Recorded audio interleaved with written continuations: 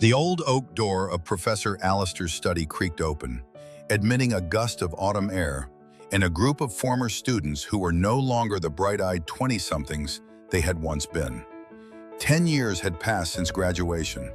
The group that walked in was impressive by any standard. There was Julian, a high-stakes corporate litigator whose suit likely cost more than the professor's car. Beside him was Sarah, a neurosurgeon with tired eyes, but a diamond watch that caught the dim lamplight. There was Marcus, a tech CEO constantly checking his phone, and Elena, who had just made 30 under 30 for her real estate empire. They sat on the worn leather couches, surrounded by floor-to-ceiling bookshelves that smelled of vanilla and old paper. At first, the conversation was a highlight reel. They spoke of mergers, acquisitions, summer homes, and the prestige of their titles. But as the hour wore on, the veneer cracked. Julian loosened his tie and confessed he hadn't slept a full night in months. Sarah admitted she missed her children's recitals because she was always on call. Marcus spoke of the crushing anxiety of maintaining his company's stock price.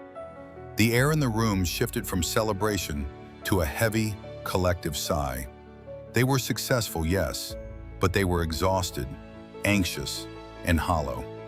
Professor Allister, watching them with a gentle, knowing smile, stood up. "You all sound like you need a pick-me-up," he said softly. "Let me make some coffee." He disappeared into a small kitchenette. The clinking of spoons and the hiss of a kettle drifted out, filling the silence where the complaints had been. When he returned, he carried a large, steaming silver pot of rich, dark coffee. But on the tray beside it was an assortment of cups that looked like they had been scavenged from a dozen different lifetimes. There were cups of exquisite porcelain with gold rims, delicate crystal glasses, and sleek, modern mugs. But scattered among them were others: a chipped souvenir mug from a gas station, a cracked clay tumbler, a plastic camping cup, and a plain, stained styrofoam cup. "Help yourselves," Allister invited. The group moved forward. Immediately, a subtle hierarchy formed. Julian reached for the gold-rimmed porcelain. Sarah took the crystal. Marcus grabbed the sleek, modern mug. Within seconds, the tray was empty of the beautiful vessels. Left behind, sitting lonely on the silver tray, were the plastic, the chipped, and the styrofoam cups. No one had touched them. Professor Allister cleared his throat. "I want you to look at your hands," he said, "and then look at the tray." They followed his gaze to the rejected, ugly cups.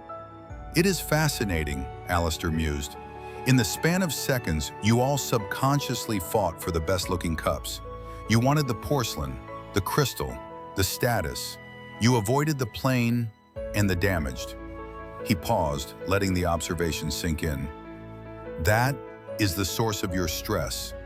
That is the root of the anxiety you were just discussing. What you really wanted was the coffee, wasn't it?" Allister asked gently. "The caffeine, the warmth, the taste, that is what you came for. But you consciously went for the cup. The cup does not define the quality of the coffee. In fact, in some of those fancy, thin glass cups, the coffee goes cold faster." He leaned forward, his voice dropping to a whisper. "Life is the coffee, my friends.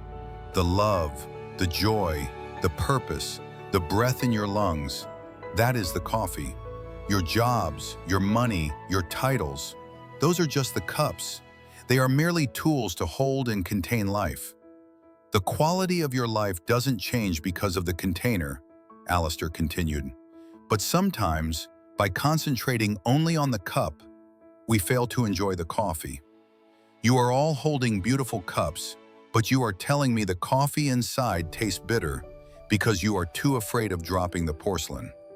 He smiled, picking up the rejected, chipped clay mug from the tray and pouring himself a serving. He took a long, savory sip, closing his eyes. "Don't let the cup become more important than the coffee. Drink the coffee, not the cup." For the rest of the afternoon, the talk of mergers and stock prices ceased.